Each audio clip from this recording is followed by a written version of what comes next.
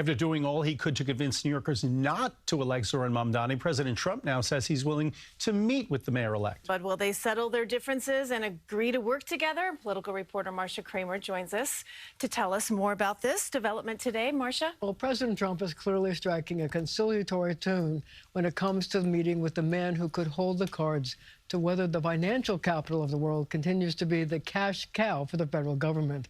But the mayor-elect seems to be holding to his belief that his election was a repudiation of the policies coming out of Washington.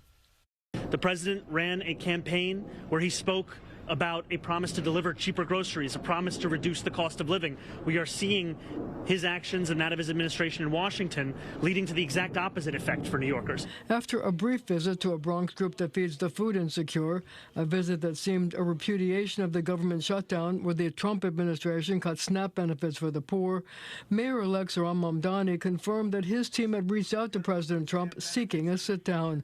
But he also made clear that he isn't going to Washington to back down from his desire to be the affordability mayor. And I will go to make the case to the president and to anyone, frankly, that these are the kinds of things we need to change if we want to make it easier for New Yorkers and for Americans. The president took a softer tone after endorsing Andrew Cuomo for mayor and threatening to cut off federal funds to New York City if Mamdani was elected. And why not? In fiscal 2023, New York sent $320 billion in tax revenue to Washington, much of it from New York City. And it is in the president's interest to keep the cash coming in. The mayor of New York, I will say, would like to meet with us and we'll work something out.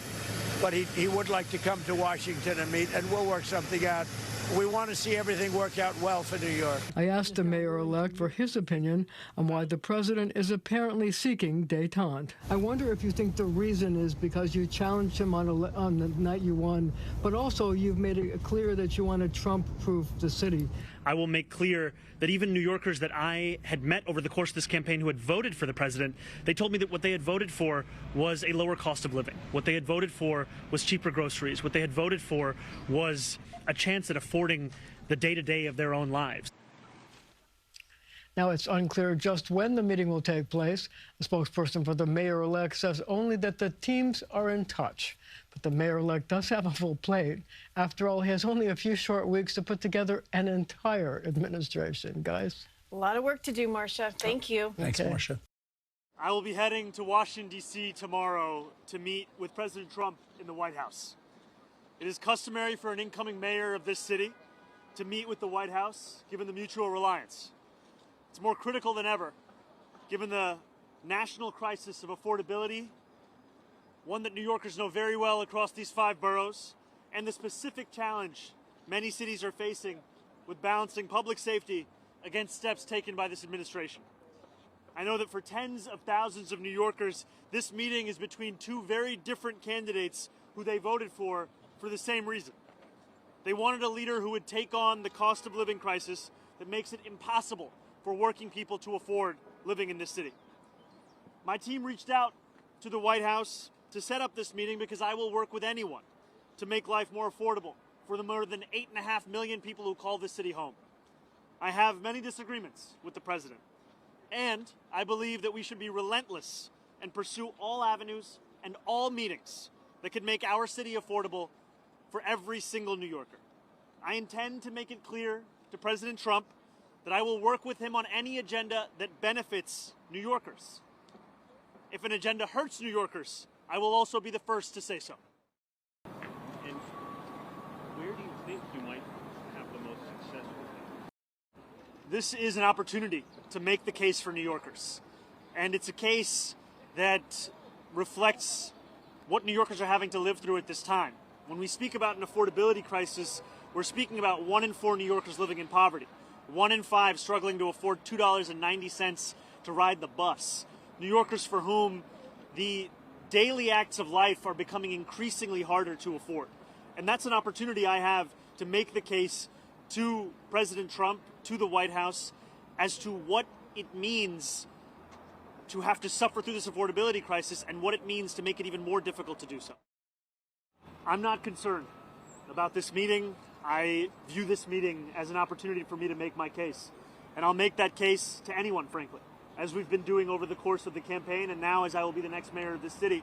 It behooves me to ensure that I leave no stone unturned in looking to make the city more affordable. And this is a meeting where I look forward to speaking about the affordability agenda, public safety, and economic security for each and every person that calls the city home. A new kind of SRG to respond to protests. What about things you don't agree with? Right now, my plans are to meet with the president and make the case. As soon as I have any more information, I'll share it. Last year, after the president won his second term, I went to two of the neighborhoods that saw the largest swings towards Republicans. And that was Hillside Avenue in Queens and Fordham Road in the Bronx. And when I asked those New Yorkers who they voted for and why, I met many who voted for President Trump, and they told me it was the affordability crisis. It was cost of living, cost of living, cost of living. And they said that they remembered being able to afford their rent, their childcare, their Con Ed, their public transit more 4 years ago than they could in that moment. And we ran a campaign focused on the same thing, cost of living. And what we found actually is that 1 in 10 New Yorkers who voted for Trump ended up voting for our campaign. And they did so because they're looking for leaders to actually deliver on the cost of living crisis. That's why everything comes back to making the case for an affordability agenda. I will meet with anyone, I will speak to everyone, so long as it could stand to benefit an economic agenda for New Yorkers. And that's where I will always make the case. Affordability was at the core of our campaign, and also it was affordability based on a value of protecting each and every New Yorker. That means protecting them from price gouging in their lives. It also means protecting them from ICE agents and making it clear that I will look to be representing every single person who calls the city home. Where you might find common ground with the president on the agenda and the case that you want to present? Being a New Yorker means that you're prepared for all situations, all kind of comments, all kind of commentary. And at the end of it, the focus has to be, what's the case that you're making? Why are you there? And for me, it's not about myself. It's not about a relationship with an individual. It's about a relationship between New York City and the White House, the president, the federal administration. And I will look to make clear that my interest goes beyond any one of an individual. It's for the people that I look to represent. That's the case I'll make. What about the 2019 criminal justice reform? This is the only meeting I have to share details on. As soon as I have any more details on it, it's going to be happening tomorrow. President Donald Trump gets ready to meet New York City's mayor-elect Zohran Mamdani at the White House. Now, keep in mind, President Donald Trump has in the past been pretty heavy-handed calling Mamdani a communist. Here's CBS News New York's Marcia Kramer reporting what Mamdani has to say about his upcoming meeting with Trump. The mayor-elect has endured a lot of slings and arrows from President Trump during the campaign. In fact, the president even threatened to arrest and deport him because he was born in Uganda and still has dual citizenship with Uganda. So given all that, I asked him if he was concerned. I'm wondering, this is probably going to be your first visit to the White House. Are you nervous? Are you worried? Have you mapped out exactly what you're going to say to the President of the United States in your first visit to the Oval Office? This is an opportunity to make the case for New Yorkers. And it's a case that reflects what New Yorkers are having to live through at this time. When we speak about an affordability crisis, we're speaking about 1 in 4 New Yorkers living in poverty. 1 in 5 struggling to afford $2.90 to ride the bus. New Yorkers for whom the daily acts of life are becoming increasingly harder to afford. And that's an opportunity I have to make the case to President Trump, to the White House, as to what it means to have to suffer through this affordability crisis and what it means to make it even more difficult to do so. It's very, very important for President Trump and Mamdani to strike up a really good relationship. It's not just about the threat to cut federal aid to New York City. It's also not about the threats from the border czar, Tom Honan, to have more ICE agents come to New York. But the mayor needs to get security clearance from the federal government so that he can be briefed on terror threats and other law enforcement operations. And President Trump holds the cards for that. Reporting live at City Hall, I'm Marcia Kramer, CBS News, New York. Yeah, President Trump said that Mamdani asked for that meeting tomorrow. Press Secretary Caroline Leavitt said that she wouldn't get into the president's thinking of it and then made a comment saying, quote, tomorrow we have a communist coming to the White House, saying that that represents the Democratic Party. Mamdani told reporters this morning in New York City he expects to talk about public safety, economic security, and affordability, which he said when asked might be the one thing that he and Trump might have in common and could see some progress on. Aaron Navarro, thank you. Sure. Thank you, Caroline. Is there anything that Mayor-elect Mamdani could say tomorrow that would ease the president's concerns about his future leadership in New York? Look, I don't want to speak for the president or get ahead of this meeting that we are currently working on tomorrow. As you saw, the president put out a statement tomorrow that the mayor-elect will be coming to the Oval Office, and so our teams are arranging those details. I won't get into the president's thinking on it. I think you'll all hear from him directly. I also think I will just add, it speaks volumes that tomorrow we have a communist coming to the White House because that's who the Democrat Party elected as the mayor of the largest city in the country. I think it's very telling, but I also think it speaks to the fact that President Trump is willing to meet with anyone and talk to anyone and to try to do what's right on behalf of the American people, whether they live in blue states or red states or blue cities, in a city that's becoming much more left than I think this president ever anticipated in his many years of living in New York himself. A visit by New York City Mayor-elect Zohran Mamdani. He and the president are expected to speak this afternoon. Let's go back to CBS News senior White House and political correspondent Ed O'Keefe for more on that. So, Ed, it's interesting to me. There's no love lost, obviously, at least optically, between the president and the mayor-elect. But the mayor-elect, since having won that election, first of all, the reporting is that he reached out to the White House for this meeting, as is probably customary because New York City is the biggest city in the country. But I wonder if the signals that the mayor-elect is sending, which is that, look, if he is happy to work with the president of the United States if it benefits New Yorkers, is one that is perhaps different from the messaging that he used on the campaign trail, which, of course, is to be expected. In other words, Ed, he's a politician. Yeah, but he was saying over the course of the campaign, and certainly in the closing days when he was being asked about it by us and others, is I will work with whoever I possibly can to better the lives of New Yorkers, but I'm also going to call out this administration if they do things to us that, or try to do things, or try to deploy people into this city that we don't think we need. So, you know, there's a bit of a yin and yang setup here today, and political benefit and potential blowback for both of them. The mayor's team reached out, wants to have this meeting because obviously they've been sparring with each other in the press. They've never met before. I've taken to calling this the Kings of Queens Summit because the president is a native of Queens, the Jamaica neighborhood. The assemblyman, soon to be mayor, represents Astoria, another great neighborhood in Queens. And so these two guys have some commonality, right? They're both from Queens or came up in Queens. Both were seen as improbable winners in their contests, and both won by talking about issues regarding inflation, the cost of living. So the mayor has said, I'm here today to talk to him about making sure New York City gets everything it possibly needs and wants from the federal government, and to talk about our common issue of concern that the mayor argues the president's taken his eye off of, and that is the issue of affordability. We've done some surveys in recent days here at CBS News that show that 40% of New Yorkers can't necessarily afford to buy food. That's part of why Mamdani won. He was talking about that issue and making promises to address it. CBS News polling has shown the American public doesn't think the president's doing a good job on that issue. So in essence, this is sort of the mayor telling the president, get back to that issue that you won on, and let's see if we can find a way to work together. A few things to point out. The mayor is flying here, should be here soon. He's not the first New York mayor to do this. Eric Adams was here during the Biden administration and obviously has been in touch with the Trump administration since the changeover and since the current mayor's politics began to change. It is customary for big city mayors to be in touch with the federal government directly because of the massive amounts of federal spending they get in terms of policing, infrastructure, education, and other issues. And in this specific case, the president during the mayoral campaign was suggesting he would be withholding federal funding from the city of New York were it to elect Mamdani. He falsely calls Mamdani a communist. Mamdani is a self-described democratic socialist. The meeting so far is closed to reporters, which means we may not see it happen. But the custom around here is that it's closed press until about 10 minutes before when they tell us reporters will come in. 3 o'clock Eastern is when they're supposed to meet. We'll see if it opens up and we get any sense of how it goes. All right. Hey, Ed, you know who else is from Queens? This guy. Hey.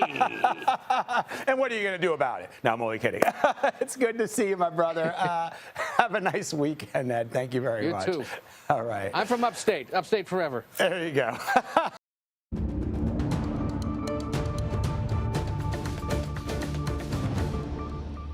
We want to take you to the White House where President Trump and New York City Mayor-elect Zohran Mamdani are taking questions. talked about some things in very strong common, like housing and getting housing built, and food and prices, and the price of oil is coming way down.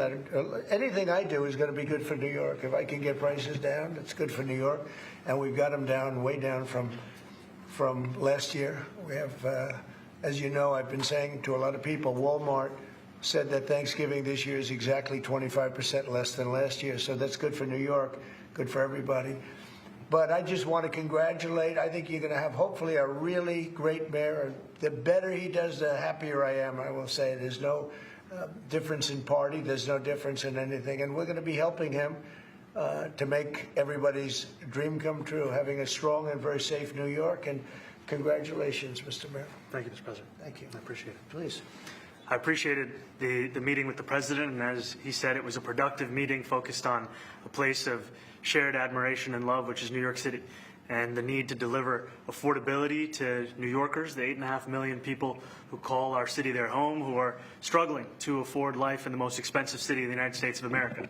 We spoke about rent, we spoke about groceries, we spoke about utilities, we spoke about the different ways in which people are being pushed out, and I appreciated the time with the president. I appreciated the conversation. I look forward to working together to deliver that affordability for New Yorkers.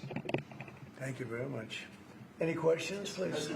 President Trump, Stephen Nelson from the New York Post. I've got a question for you and then also one for Mayor-elect. Sure.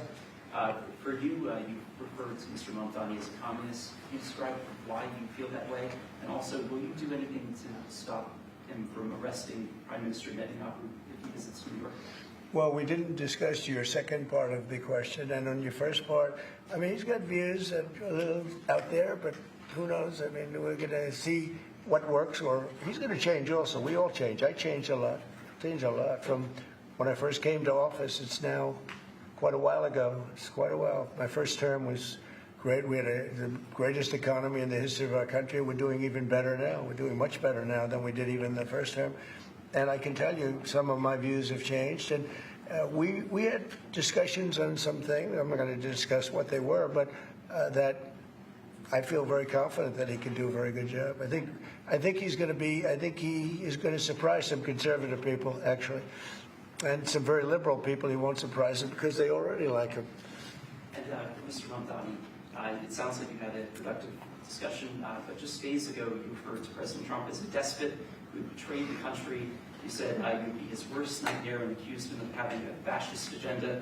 Are you planning to retract any of these remarks in order to improve your relationship? I think both President Trump and I, we are very clear about our positions and our views, and what I really appreciate about the president is that the meeting that we had focused not on places of disagreement, which there are many, and also focused on the shared purpose that we have in serving New Yorkers.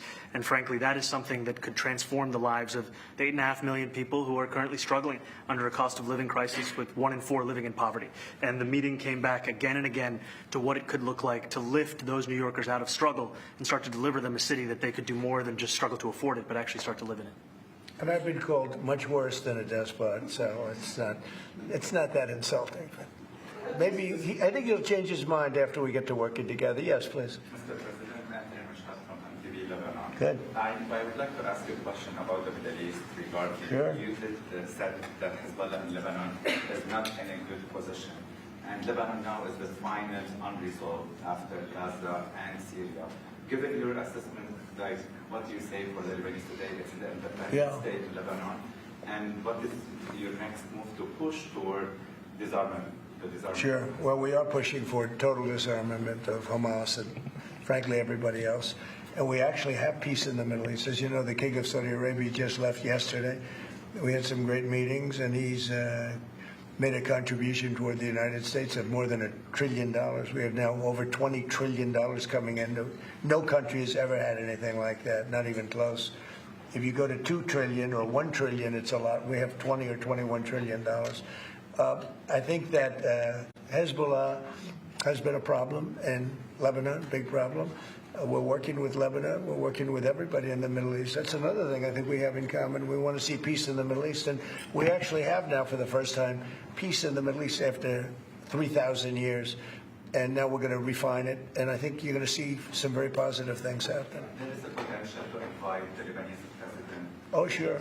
Oh, I would do that, absolutely. And if the mayor would like to be here for that meeting, because I know he feels very strongly. I think you feel very, very strongly about peace in the Middle East. I think we desperately want it, and that's something that I shared with the president, that when I spoke to New Yorkers who had voted for the president last November on Hillside Avenue and Fordham Road, I asked them why. I heard again and again two major reasons. One was that they wanted an end to forever wars. They wanted an end to the taxpayer dollars we had funding violations of human rights, and they wanted to address the cost of living crisis. And I appreciated the chance to discuss both of those things. He said a lot of my voters actually voted for him, and I'm okay with that. I'll do that. I'll sign it. Give it to me. I'll sign it in a minute. That's pretty good. Mr. President, Yeah, please. you threatened to send federal troops to New York City. You both have differences when it comes to ICE agents in New York City. Mr. Mamdani, you called ICE a rogue government entity. I wonder how you reconcile your differences on both of those issues. Well, I think we're going to work them out, and I think that if we have known murderers and known drug dealers and some very bad people, we want to get them out. And the mayor wants to have peace. We discussed this at great length, actually, maybe more than anything else.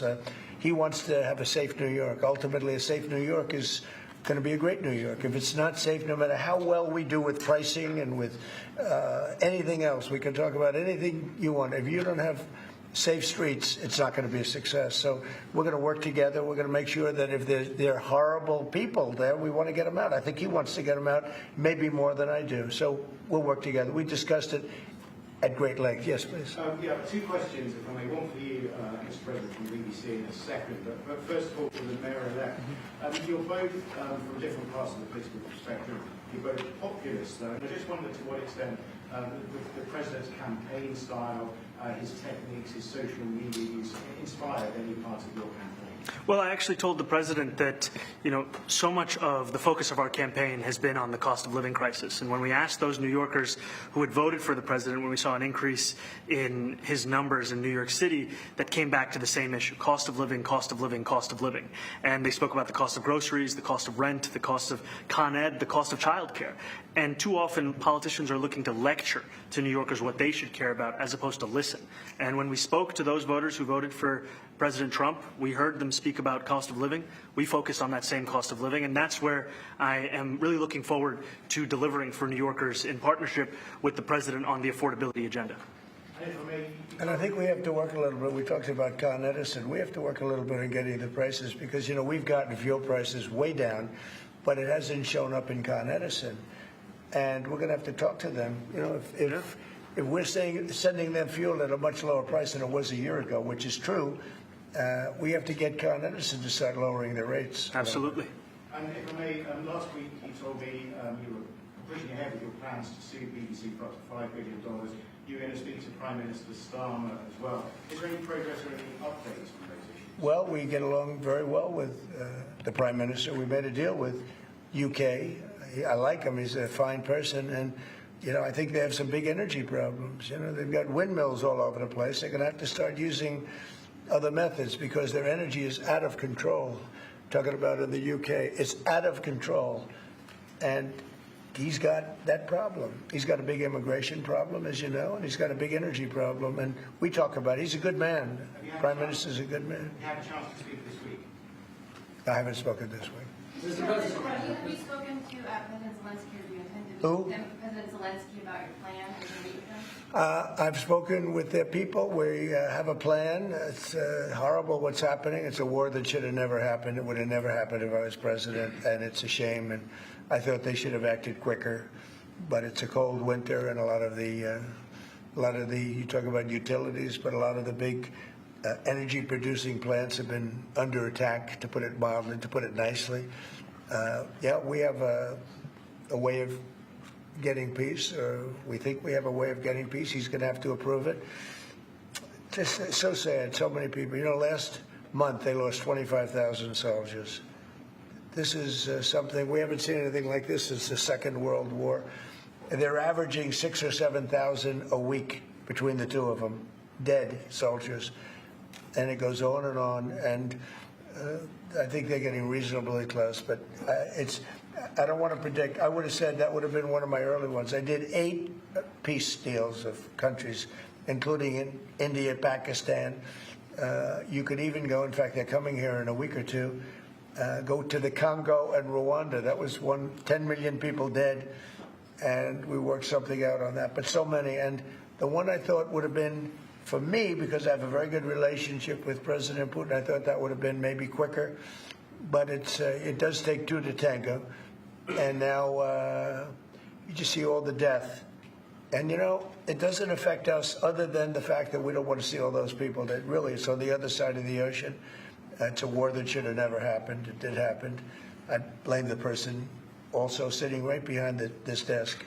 This is a war that should have never happened, and it wouldn't have happened if I were president. But we're trying to save a lot of lives. They're losing 25, think of that, 25,000 lives over the last short period of time.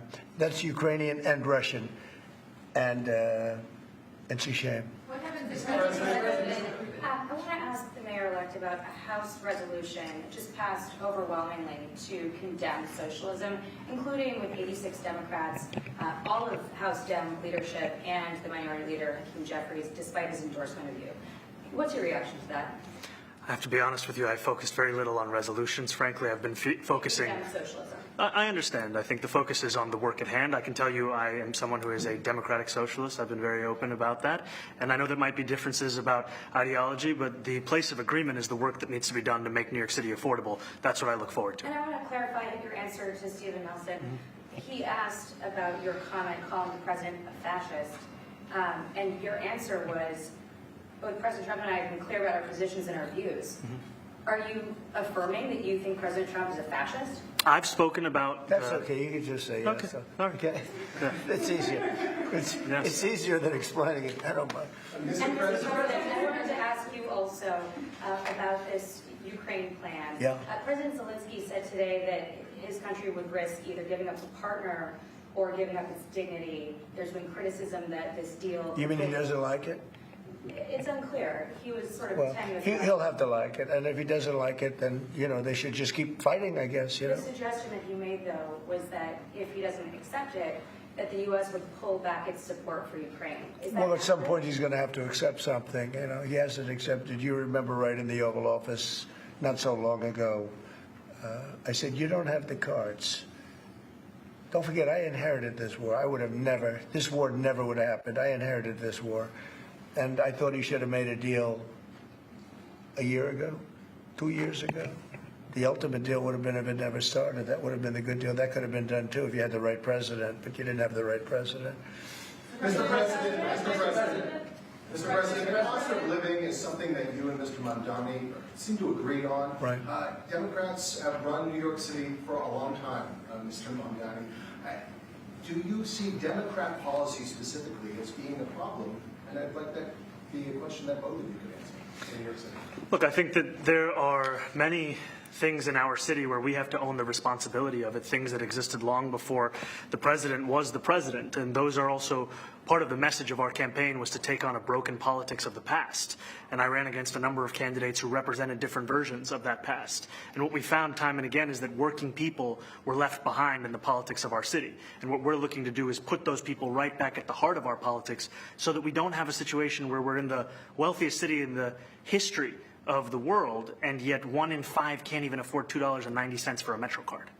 Mr. President, you know, we had some interesting conversation, and some of his ideas really are the same ideas that I have.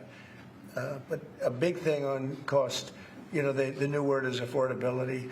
Another word is just groceries. You know, it's sort of an old-fashioned word, but it's very accurate. And they're coming down high. They were, you know, we had, both of us, we had the highest inflation in the history of our country the last 4 years under the Biden administration. And we've got inflation down now to a normal number. It's going to go even a little bit lower than that. Katie, do you have something in a bit? Mr. President, thank you so much.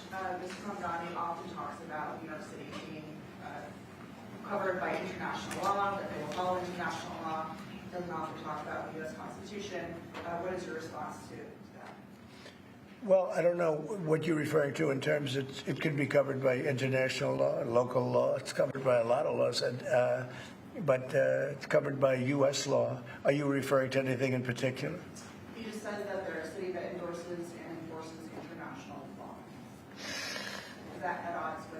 No, I don't know. Would you want to? Do you want to respond? Yeah, I think what I've shared with the president is our desire to not only follow the laws of our own city, laws that protect New Yorkers, but also a desire for consistency in our politics across the board. And that's something that we've talked about and something that I know many New Yorkers want. So you were with ICE? We discussed ICE and New York City, and I spoke about how the laws that we have in New York City allow for New York City government to speak to the federal administration for about 170 serious crimes. The concerns that many New Yorkers have are around the enforcement of immigration laws on New Yorkers across the 5 boroughs, and most recently we're talking about a mother and her 2 children, how this has very little to do with what that is. What we did is we discussed crime, more than ICE per se. We discussed crime, and he doesn't want to see crime, and I don't want to see crime, and I have very little doubt that we're not going to get along on that issue. He wants to, and he said some things that were very interesting as to housing construction, and he wants to see houses go up. He wants to see a lot of houses created, a lot of apartments built, etc. And you know, we actually people would be shocked, but I want to see the same thing. Mr. Mamdani, anti-Israel protesters. Jack? Mr. President, I want to know one of the policies as well that Mayor-elect Mamdani talked a number of times about on the campaign was shifting the tax burden for property taxes from what he called minority communities to white-based communities and putting more taxes on white people. I also noticed that in your acceptance speech you didn't mention anything about America or Christians or white people in general, and so I didn't know if that was one of the policies that you guys had spoken about. We focused on affordability. We focused on the cost of living crisis. What I will say is that I am very much interested in property tax reform, because what we see right now in New York City is a system that is so inequitable that it can't even stand up in court. And the president and I spoke about the importance of not only building more housing, but also making sure that regulation of housing is something that is manageable to actually get through and not the cause of yet another weight that we see in our city. To be clear, you're continuing this idea of race-based property taxes. No, to be very clear, that's what you said. No, the use of the term was a description of neighborhoods, not a description of intent. So you intend to tax the whiter neighborhoods more? No, we intend to create a fair property tax system because we want a New York City that is not only fair and equitable, but also one that every New Yorker can afford. Mr. Mamdani, anti-Israel protesters just targeted a synagogue. Please, go ahead. Mr. Mamdani, anti-Israel protesters just targeted a synagogue in New York. Are you concerned about Jewish New Yorkers feeling welcome and safe in the city? And President Trump, you threatened to cut off federal funding to New York City. What policies would prompt you to do that? Would that be city-run grocery stores? Would it be something else? Well, I think if we didn't get along, whether it's cut off or just make it a little bit difficult or not give as much, we want to see, I use the term, we don't want good money going after bad. And we don't want that to happen. I don't think that's going to happen. I did say that, you know, subject to what policies are being set. We had a meeting today that actually surprised me. He wants to see no crime. He wants to see housing being built. He wants to see rents coming down, all things that I agree with. Now, we may disagree how we get there. The rent coming down, I think one of the things I really gleaned very much today, he'd like to see him come down, ideally, by building a lot of additional housing. Yeah. That's the ultimate way. He agrees with that, and so do I. But if I read the newspapers and the stories, I don't hear that. But I heard him say it today, and I think that's a very positive step. No, I don't expect. I expect to be helping him, not hurting him. A big help, because I want New York City to be great. Look, I love New York City. It's where I come from. I spent a lot of years there. Now I'm right here. We took a big setback with the mayor that we had, Dave de Blasio. I thought it was a tremendous setback for the city. I think this mayor can do some things that are going to be really great. Mr. President, Mr. President. Yeah, okay, how about you? Go ahead, please. You're a billionaire. You have a different address nowadays than you used to, but you used to call New York City home. Would you feel comfortable living in New York City under a Mamdani administration? Yeah, I would. I really would. Especially after the meeting. Absolutely. What makes you comfortable? We agree on a lot more than I would have thought. I think I want him to do a great job, and we'll help him do a great job. You know, he may have different views, but in many ways, you know, we were discussing when Bernie Sanders was out of the race, I picked up a lot of his votes, and people had no idea because he was strong on not getting ripped off in trade and lots of the things that I've practiced and been very successful on. Tariffs, a lot of things. Bernie Sanders and I agreed on much more than people thought. And when he was put out of the race, I think quite unfairly, if you want to know the truth, many of the Bernie Sanders voters voted for me. And I felt very comfortable, frankly, in seeing that and saying that. And, you know, it just turned out to be a statistical truth. But no, I feel very comfortable. I would feel very, very comfortable being in New York, and I think much more so after the meeting. Yes, please. Thank you, Mr. President. I have a question for you, but a very quick one for the mayor. Why did you fly here? Aren't trains greener? I will use every form of transit, and I want to make sure that they're all affordable in New York City, and that's why making buses fast and free is a centerpiece of our campaign. Why making buses fast and free is a centerpiece of our campaign. There is a bus that goes. Well, but I know, but if he flew, that's a lot quicker too. You know, I mean, he's working very hard. For him to be, that's a very long drive. I'll stick up for you. You know, the plane takes you 30 minutes, and driving takes you a long And time. Mr. President, I was wondering if you could clear up some confusion around a Washington Post report. There was this explosive report that the Coast Guard is no longer going to characterize swastikas and nooses as hate symbols. DHS called that a lie and fake news. Can you clear up? I don't know anything about it. When was this written? I think yesterday. Well, look, the Coast Guard's an incredible group of people. I know them very well. We just ordered a lot of new Coast Guard cutters, beautiful, the most magnificent ship. They look like yachts with lots of guns on them. So I don't know. I haven't seen any report like that, but certainly we want them to remain a great force, and they are.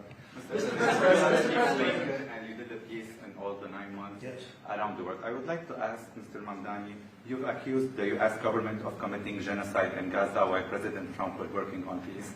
Why that? I've spoken about the Israeli government committing genocide, and I've spoken about our government funding it. And I shared with the president in our meeting about the concern that many New Yorkers have of wanting their tax dollars to go towards the benefit of New Yorkers and their ability to afford basic dignity. And what we see right now is we're in the 9th consecutive year of more than 100,000 school children being homeless in our city. And there's a desperate need not only for the following of human rights, but also the following through on the promises we've made New Yorkers. And I appreciated the meeting we had and the work that we can do. Do you agree that President Trump did do a peace and work hard to make the peace? Because he worked hard to do the peace in the Middle East and everywhere. Do you agree with that? I appreciate all efforts towards peace, and I shared with President Trump that when I spoke to Trump voters on Hillside Avenue, including one of whom was a pharmacist that spoke about how President Trump's father actually went to that pharmacy not too far from Jamaica Estates, that people were tired of seeing our tax dollars fund endless wars. And I also believe that we have to follow through on the international human rights, and I know that still today those are being violated, and that continues to be work that has to be done no matter where we're speaking of. Mr. President, thank you, Mr. President. Do you view the mayor-elect as the true leader of the Democrat Party? And do you think Leader Schumer and Leader Jeffries, have to follow his lead? Well, look, I hope they have great leaders. This is a man that right now I think is focused on New York City. I really think he has a chance to do a great job. We're going to help him, but I really think he has a chance to do a great job. But I'll let you answer that. Do you consider yourself the leader of the Democrats? I think it's more appropriate for him. I consider myself the next mayor of New York City, and I keep my horizons firmly on New York City, and I appreciate the meeting with the president, which focused again on the 5 boroughs and whether New Yorkers could afford to live there. By the way, being the mayor of New York City is a big deal. Absolutely. I always said, one of the things I would have loved to be someday is the mayor of New York City. Being the mayor of New York, and especially now, because I think you're at really a turning point, one way or the other. It could go great, or it can go in a different direction. And I think you really have a chance to make it great. I appreciate what you're saying. Mr. President, you say you love New York City. Mr. Mamdani, does New York City love President Trump? New York City loves a future that is affordable. And I can tell you that there were more New Yorkers who voted for President Trump in the most recent presidential election because of that focus on cost of living. And I'm looking forward to working together to deliver on that affordability agenda. I got a lot of votes. One more. Go ahead. 1 or 2 more. Go ahead. I tell you, the press has eaten this thing up. I've had a lot of meetings with the heads of major countries. Nobody cared. This meeting that you people have gone crazy. Outside you have hundreds of people waiting. This is just a small little group. For some reason, the press has found this to be a very interesting meeting. The biggest people in the world, they come over from countries nobody cares, but they did care about this meeting, and it was a great meeting. Go ahead. Yeah, Mr. President, I was going to ask you exactly that. Why do you think there's so much more, so much excitement around this than in some form? Because I think he's different. All right, I think he's different, and that can be in a very positive way. But I think he's different than, your typical guy runs, wins, becomes mayor maybe, and nothing exciting.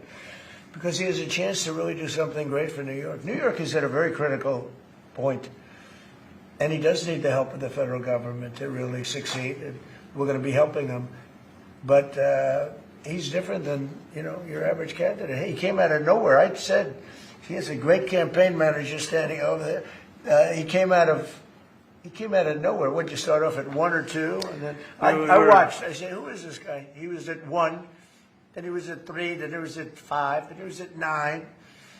Then he went up to 17. I said, that's getting a little bit interesting, right? And then all of a sudden he wins a primary that nobody expected he was going to win. It's a great tribute. I mean, it's an amazing thing that he did. And I'll just add one thing to what the president said. Is one thing I also appreciated is in our meeting to appreciate a portrait of FDR and the incredible work that was done with the New Deal, and also in thinking about what it can look like when the federal government and New York City government work together to deliver on affordability. It can be transformative. We have a great portrait of FDR that I found in the vaults that was missing for years. I found it, and I put it up. He's a Democrat, to the best of my knowledge. He's a Democrat. And when the mayor saw that portrait, he said, "Sir, do you mind if I have a picture taken by that portrait?" It's an amazing portrait. I hope the picture comes out good. But it's an amazing portrait in the cabinet room.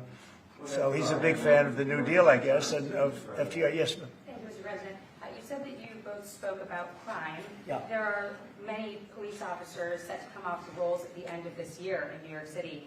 Are you going to allow those police to be replaced with police officers, actual cops? And are you going to require that happens? Would there be some consequence? Well, I hope it happens, but again, that's going to be ultimately the mayor's decision. What's your answer? Is that I look forward to delivering public safety with the NYPD, and I've said over the course of our campaign that we have the number of police officers today. They are the ones that's budgeted about 35,000 headcount. And I think the key thing is that we have to make it easier for police to focus on police work, not ask them to respond to 200,000 mental health calls a year. So is that a reduction from what you're at right now? Or are you committing to maintaining the same level of cops? I've committed over the course of the campaign to maintain the 35,000. That's the headcount that we had through the campaign. And not replace them with caseworkers, social work? No, I've said that's the headcount that we want. What we need to do is make sure they can focus on serious crime. And he just retained a great police commissioner, I believe, right? Yes, we did. Commissioner Fish. If the newspapers are correct. That one they're correct about. He retained, I think, somebody that is she's a good friend of some of the people in my family, of Ivanka, and they say she's really good, really competent, and he just retained her, so that's a good sign. Are there still topics that you see that you're disagreeing on in the future, and do you think you'll have more meetings like this? There will be topics that we disagree on. I think we'll probably come to a conclusion, and ultimately he'll convince me, or I'll convince him. It's for the good of New York. Ultimately, it's for the good of New York. I don't care about affiliations or parties or anything else. I want to see if this city could be unbelievable, if he could be a spectacular success, I'd be very happy. Do you think you guys will meet more in the future, too? Excuse me? Do you think you'll meet again in the future, throughout the administration? I think we will. I think we will. I hope we do. I enjoyed the meeting. We had a great meeting. Please. Mr. President, Republican Elise Stefanik has campaigned multiple times by calling Zohran Mamdani a jihadist. Do you think you're standing next to a jihadist right now in the Oval Office? No, I don't. But she's out there campaigning, and you say things sometimes in a campaign.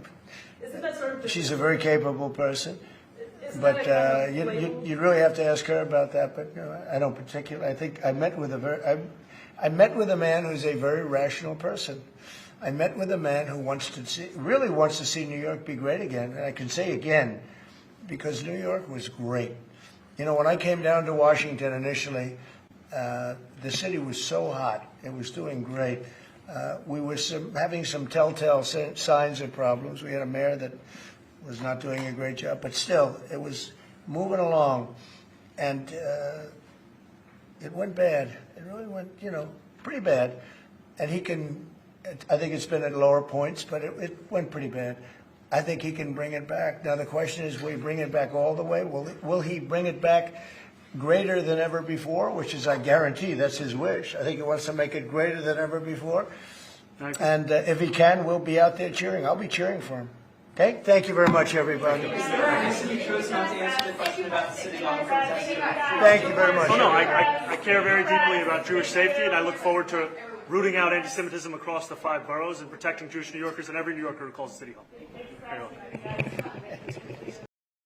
You're watching CBS News 24/7, and quite an extraordinary meeting in the Oval Office between President Trump and New York City Mayor-elect Zohran Mamdani. They were both very complimentary, as you heard, very civil. And this comes just weeks after the president urged voters not to vote for him in New York City's mayoral election. The president expressed hope for Mamdani's tenure as mayor. Listen. I feel very confident that he can do a very good job. I think he's going to be. I think he is going to surprise some conservative people, actually, and some very liberal people. He won't surprise them because they already like him. Mamdani as well, also very complimentary of Trump about their meeting this afternoon. I appreciated the meeting with the president, and as he said, it was a productive meeting focused on a place of shared admiration and love, which is New York City, and the need to deliver affordability to New Yorkers, the 8.5 million people who call our city their home, who are struggling to afford life in the most expensive city in the United States of America. We spoke about rent, we spoke about groceries, we spoke about utilities, we spoke about the different ways in which people are being pushed out, and I appreciated the time with the president, I appreciated the conversation. I look forward to working together to deliver that affordability for New Yorkers. CBS News political reporter Zach Kodak joining us live now. Zach, a lot of eyes on this conversation, on this meeting. You know, quite a different tone before this election. The president really now giving his stamp of approval for Mamdani, the two of them having a conversation, if you will, as opposed to prior to the election. Your thoughts and take on this?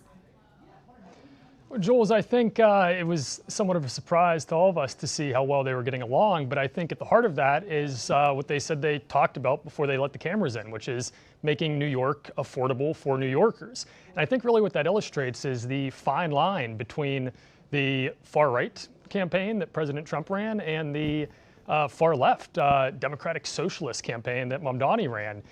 We saw this even in the past with a lot of similarities between President Trump's campaigns and Bernie Sanders' campaigns. I think the reality here is that while they are on different ends of the political spectrum, they are both populists, and they both realize that what Americans care about most right now, and we continue to see this in the polling that we keep doing, is affordability and bringing prices down for Americans and helping everyday Americans. I think the other thing that played a factor in the two of them getting along so well is they are both extremely charismatic politicians. I think both of them, a lot of their political strength comes from their ability to captivate a crowd. And I think they recognize that in one another, and they recognize that there are ways that they could actually help one another. Now, there are some difficulties here. We know that House Republicans, for the most part, are gearing up to run in 2026 in the midterms, largely against Mamdani. They plan to paint their opponents as connected to this Democratic Socialist who is the mayor, or going to be the mayor of the largest city in the country. That does create, obviously, a tension between the way that President Trump is talking about them. We saw one of the questions from the press was about Elise Stefanik being very harsh on Mamdani, calling him a jihadist, and President Trump sort of batted that down and said he seems like a very reasonable guy, but she's out campaigning, and sometimes you say things when you're campaigning. So I think this wasn't quite what anyone expected, but there are explanations for it, and it seems that there is a bit of a budding bromance between these two. Yeah, absolutely. They were on the same page on certain topics, even the president saying he would live in New York under Mamdani's leadership as mayor, which he didn't say that weeks ago. That's exactly right. It is a fact that President Trump hated passionately Bill de Blasio, and even Eric Adams, the two of them would rub each other the wrong way at times. But I think another factor here is that they are both expert flatterers. You saw them really flattering one another and praising one another in that press conference. And I think they both knew that it's not what was expected, and I think they both realize, the president even said at one point, the press is eating this up. And he was absolutely right, because it's not what people expected. And there is something that they can both get from one another. Mamdani needs the president to continue to allow federal funds to go to New York. Just about a month and a half ago, at the beginning of the shutdown, we saw the president halt nearly $20 million in federal funding that would have gone to infrastructure projects in New York. In order to enact his agenda, Mamdani is going to need federal funds, and there's about $10 billion in federal funds that theoretically could be halted by the administration. So he needs that from President Trump. President Trump, on the other hand, has a wide-ranging immigration agenda, particularly focused on major cities. He's going to need Mamdani to not be too much against that. I can't imagine that he'll go fully along with that. I can't imagine he'll want ICE on the streets of New York. But nonetheless, the president needs him to somewhat go along with that. And there's no question that this president is a New Yorker and loves New York. He clearly desires for it to be a place that welcomes him when he goes back there. He's spent in recent years more and more time in Florida. And as he mentioned, he said it's a place he could see himself living in the future. So I think they both have things to gain from having a friendly relationship with one another. Yeah, absolutely. Zach Hudak in Washington, thank you so much. And joining us live now is Joel Payne, CBS News political contributor and Chief Communications Officer for Move On. And also we have Kevin Sheridan, Republican strategist and former RNC spokesperson. Boy, what a meeting. It comes after months of hostility between the two. I'll start with you, Joel. What is your reaction to today's meeting? Well, it's good to be with you. It's pretty clear to me that these two political athletes kind of sized each other up and, maybe see some things about each other that they have in common. They both have an independent power base separate of the establishment of both of their parties. They're both charismatic.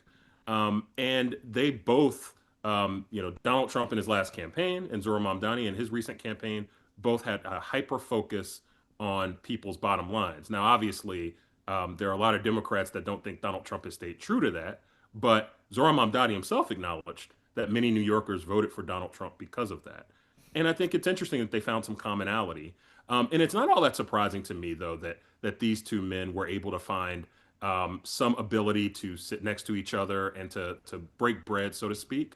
The last thing I would just say is, both of the political establishments are going to be roiled by this. If you're a Republican like an Elise Stefanik, or if you are Republicans in the House who were passing a resolution that was essentially trying to shade Zohran Mamdani today, you've got to be wondering about whether or not the president is helping you with your attempt to hang Zohran Mamdani around every Democrat's neck around the country. And if you're members of the Democratic establishment like Chuck Schumer, who still has not said that he supports Zohran Mamdani publicly, you've got to be wondering why you put so much distance in between him. So I think there's so many dimensions to look at what we just witnessed in the Oval Office. Certainly. I'll ask you, Kevin, did you expect this kind of conversation? And what does Mamdani want from Trump, and how does that play into the dynamic? As far as expectations, I don't think anyone knew what we were going to get, but it doesn't surprise me it went this way. Joel said political athletes, which they both are. They're both entertainers. And I think they like the show. And I think they're flattering each other and to get this relationship kicked off. The devil will be in all the details, of course. If the immigration enforcement doesn't go Trump's way, I think he's going to start threatening to withhold funds. But they made a lot of good noises about building housing, which would be great for New Yorkers. But they have very different approaches to getting affordability for New Yorkers. We'll see once they get going, where the tension really ends up. But right now, much of that tension is between New York City and Albany, not between New York City and just Washington, D.C. That funding so far hasn't, been threatened in any way. But Albany has already said under Governor Hochul that they are not raising taxes to fund his projects. I really didn't see a power play here, or who won or who came out on top. What are your thoughts on that, Kevin? Yeah, I think it's a good meeting for both of them. I think they did enough to hit all the right notes. I don't think their bases are going to be too upset with anything that was said, because this is just getting started, and we'll see when, if Mamdani goes hardcore left and starts doing some things that are really offensive to Trump and to Republicans, then I think, Trump will weigh in then. But right now, I think they both did what they needed to do. And Mamdani clearly took the example of Zelensky going into the Oval Office and having that disastrous first meeting. And he did it the right way. He went in, complimented him, had good, productive conversation. And that's pretty much what all world leaders and state leaders and city leaders are now doing, because they saw the terrible example of that first Zelensky meeting. Well, sure, there can be some unpredictability. So, Joel, do you feel the same way? Well, I disagree a bit with Kevin's take on the basis of the both parties. I mean, I think Mamdani is just beginning his relationship with what you might call the Democratic Party base. I think Donald Trump probably created a lot of problems for Republicans. Again, if one of your political objectives over the next year is to make Zohran Mamdani the boogeyman that every Democrat has to account for in their home districts across the country, Donald Trump did a lot of work to undercut that in the last 30 minutes or so. I mean, he complimented Zohran Mamdani. He talked about how he would live in New York City. He undercut direct attacks from Republicans today. I mean, Zohran Mamdani got so much out of this meeting politically. And I think what it kind of somewhat tells me is a little bit of Donald Trump's thinking as he enters the second year of his presidency. I think you have a president that is not quite as buoyant as he entered the year. And I do think there's some calculus here of what is it that this guy is saying right now that's making him popular and that helped him cut through a very complicated political ecosystem that I can maybe learn from. And I know that sounds strange given the political polarities that they represent, but I really did see some curiosity from Donald Trump that's true to who he is as an instinctive political thinker. Kevin Sheridan and Joel Payne, I thank you both for your comments and insight. Thanks so much.